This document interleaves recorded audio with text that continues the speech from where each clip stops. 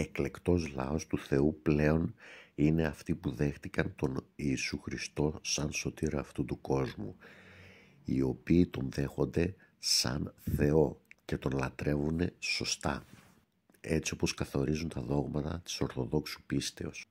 Ο Θεός επέλεξε τους Εβραίους για να είναι ο περιούσιος λαός τους, επειδή είδε κάτι σε αυτούς, επειδή ο Αβραάμ δέχθηκε τον ένα και αληθινό Θεό, επειδή οι Εβραίοι ήταν μονοθεϊστές. Ωστόσο όταν ήρθε ο Χριστός δεν τον δέχτηκαν. Από εκείνο το σημείο και μετά σταμάτησαν να είναι ο εκλεκτός λαός του Θεού. Πολλοί ρωτάνε, μα είναι δυνατόν από τη μία στιγμή να είναι ο εκλεκτός λαός του Θεού και ξαφνικά την άλλη στιγμή να μην είναι? Η απάντηση είναι ότι από πολύ καιρό πριν είχαν απομακρυνθεί και το ότι δεν αναγνώρισαν τον Ιησού Χριστό ως τον Μεσσία του κόσμου είναι το αποτέλεσμα μιας μακράς πορείας. Μετά τον θάνατο του Ιησού του Ναβί και αφού πέρασε η τελευταία γενεά που τον είχε γνωρίσει, πολύ εύκολα ξεφεύγαν στην ειδωλολατρία και ο Θεός έστελνε κάποια συμφορά ή κάποιον κριτή για να τους συμμαζέψει.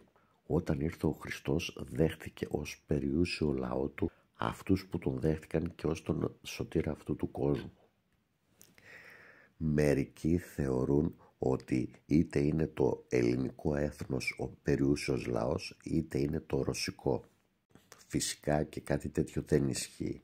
Στην πρώτη περίπτωση δημιουργήθηκε η πεποίθηση από το γεγονός ότι όταν του είπαν ότι ήρθαν κάποιοι Έλληνες για να του μιλήσουν, αυτός απάντησε ότι ήρθε η ώρα για να δοξαστεί ο Υιός του ανθρώπου. Αφενός και πρόκειται για ελληνιστές Ιουδαίους και αφετέρου όταν λέει να δοξαστεί ο Υιός του ανθρώπου εννοεί τη σταύρωσή του.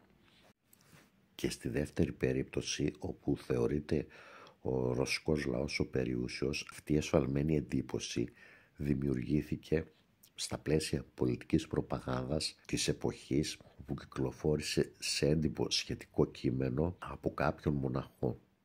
Αν δεχθούμε αυτή τη θέση ότι δηλαδή κάποιος λαός είναι ο περιούσιος, τότε θα συνεχίσουμε να κάνουμε αυτό που κάνουν και οι Εβραίοι, όπου θεωρούν τον εαυτό τους περιούσιο και ταυτόχρονα θα μειώσουμε τους υπόλοιπους χριστιανούς.